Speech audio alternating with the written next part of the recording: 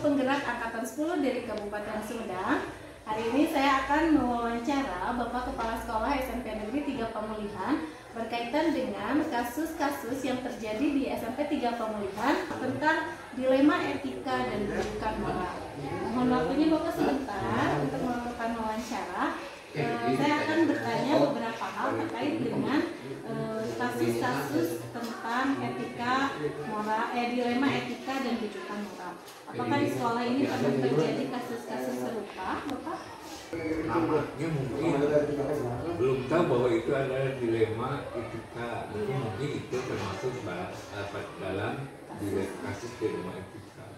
Misalnya ada anak yang bagus dalam olahraga, tapi misalnya dalam punya prestasi dan dalam pembelajarannya mungkin masih menggunakan, jadi ada dilema ini anak kita harus bersikap seperti apa ya, mengizinkan anak terus untuk mengejar prestasi di bidang olahraga dengan meninggalkan pembelajaran, mungkin seperti itu ya Pak ya. Oh, iya. Karena ada latihan di jam pelajaran. Ya. Oh, selama ini sikap yang diambil untuk menghadapi kasus-kasus anak-anak didik yang seperti itu biasanya kita melakukan tindakan seperti apa, Pak? Yang pertama mungkin berbicara dulu dengan guru mata pelajarannya, bagaimana solusi terbaiknya, karena ini kan pemanggilan juga kepada orang tua. Iya, jadi melibatkan banyak orang itu, karena ada banyak pihak yang terlibat dan ini kan kasusnya lumayan agak ribet gitu ya. Karena melibatkan siswa lain juga ya, nanti ada kecemburuan sosial ya Pak ya, siswa lain dia nggak sekolah tapi tetap bisa mendapatkan nilai sesuai dengan itu.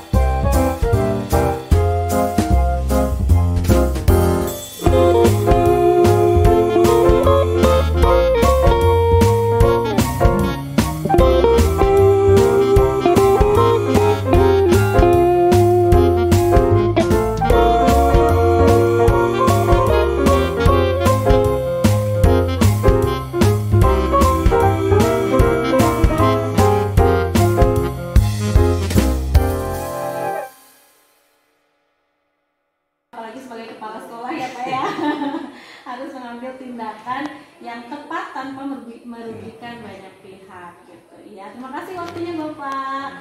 Mudah-mudahan kita bisa mengambil pelajaran dari kasus yang terjadi di SMP 3 Pemulihan ini. Terima kasih. Saat ini saya tengah bersama Bapak Kepala SMP Negeri 3 Sumedang. Selamat siang Bapak. Kita akan melakukan wawancara berkaitan dengan wujukan moral dan dilema etika.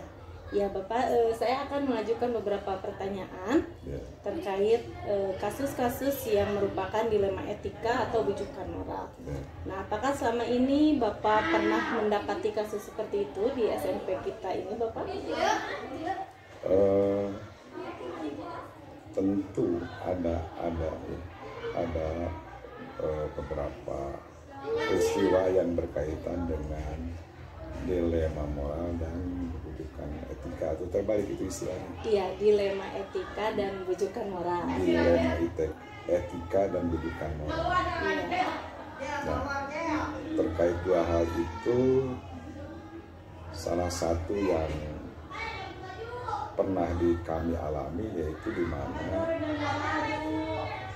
sekolah sebetulnya itu membuat kebijakan dan nyata itu sudah disosialisasikan, di mana sekolah itu membuat kebijakan seorang peserta didik di mana dia mempunyai potensi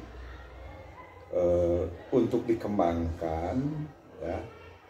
Namun dalam pengembangan potensi tersebut itu berbentrokan dengan aktivitas dia sebagai pelajar.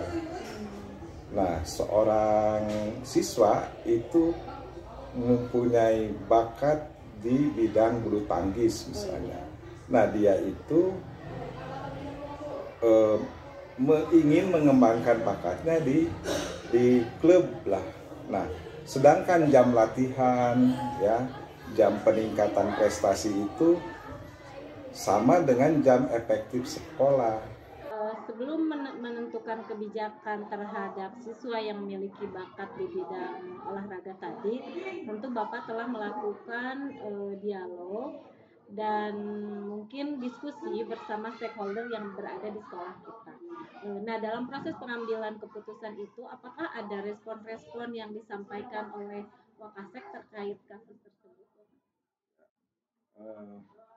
Tentu ini sebuah kebijakan yang mempunyai dampak terhadap pembelajaran secara menyeluruh, secara umum. Dan biasanya itu muncul dari rekan-rekan guru pengajar. Dan yang menjadi kekhawatirannya yaitu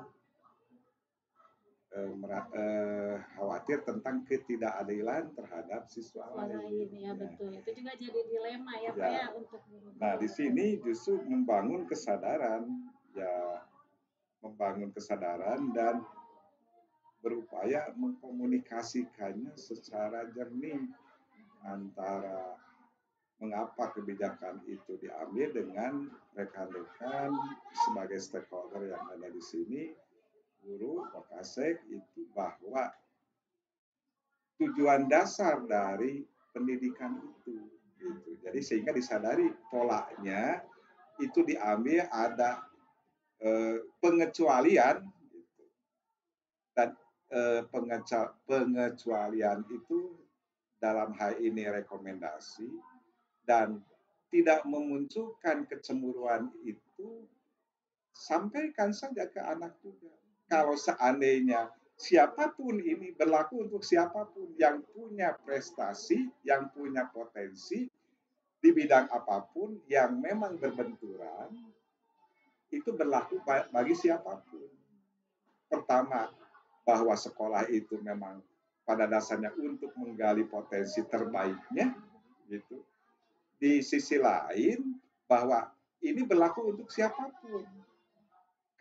Dan bidang apapun, kalau memang pada saatnya itu untuk menggali potensi terbaiknya berbenturan waktunya, maka sekolah akan memberi rekomendasi,